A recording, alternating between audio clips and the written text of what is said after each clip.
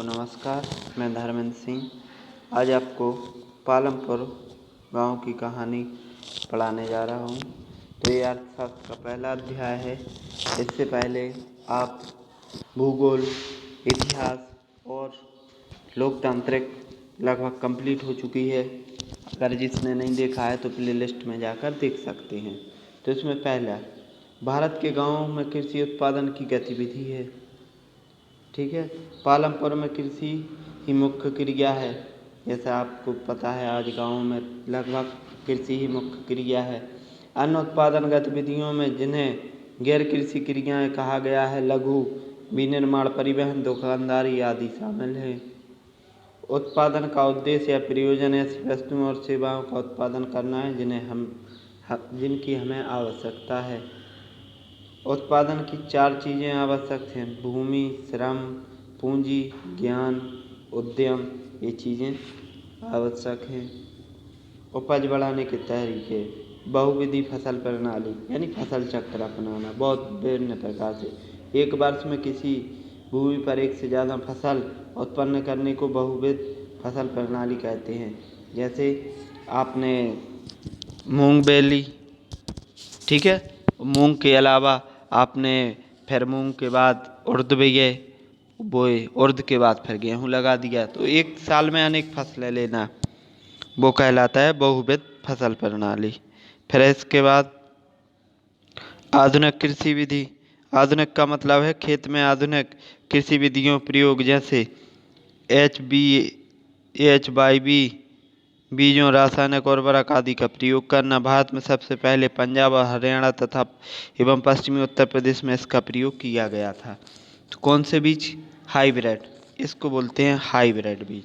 तो हाइब्रिड बीज का प्रयोग करना ये कहलाती है आधुनिक कृषि। फिर आती है हरित क्रांति।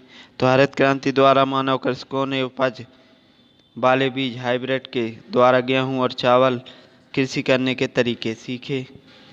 फिर है अनेक हरित क्रांति के कारण उर्वरकों के अधिक प्रयोग से मिट्टी की उर्वरता कम हो गई। इसके अतिरिक्त नलकूपों से सिंचाई के कारण भूमि जल स्तर कम हो गया।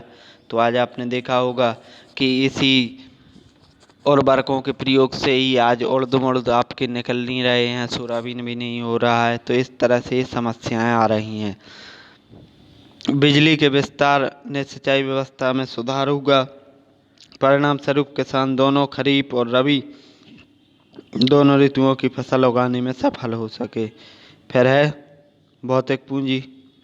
तो उत्पादन के हर स्तर पर अपेक्षित कई तरह की आगत, जैसे कच्चा माल, नगद, मुद्रा, मशीन, भवन इत्यादि। इसके बाद स्थायी पूंजी, औजारों, मशीन, भवनों का उत्पादन में कई वर्षों तक इस्तेमाल होता है, इन्हें स्थायी पूंजी कहा जाता है। मानव पूंजी, उत्पादन करने के लिए भूमि, श्रम और भौतिक पूंजी को एक साथ करने योग्य बनाने के लिए ज्ञान और उद्यम की जरूरत पड़ती है, जिसे मानव पूंजी कहा जाता है। तो अब थोड़ा एक नज़र पालमपुर पर डाल लेते हैं। तो पालमपुर में कृषि प्रमुख उत्पादन प्रक्रिया है। गांव में 450 परिवार रहते हैं। ठीक है, 450 परिवार रहते हैं।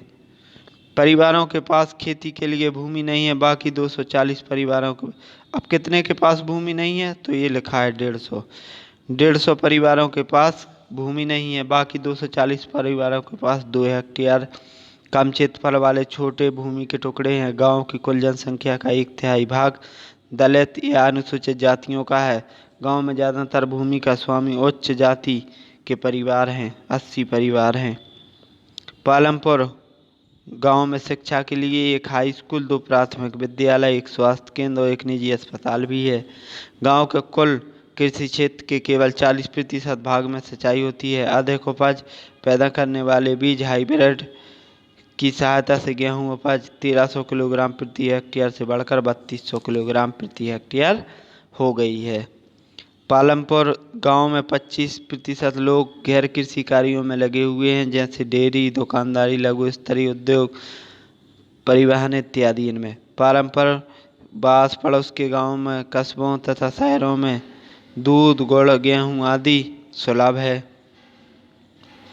जैसे जैसे ज़्यादा कस्बों और शहरों से अच्छी सड़कें, परिवहन और टेलीफोन से जोड़ेंगे। भविष्य में गाँव में कृषि क्रियाओं में नए अवसर सृजित होंगे। तो इस तरह से आपने ये पाठ पूरा किया। नमस्कार, धन्यवाद।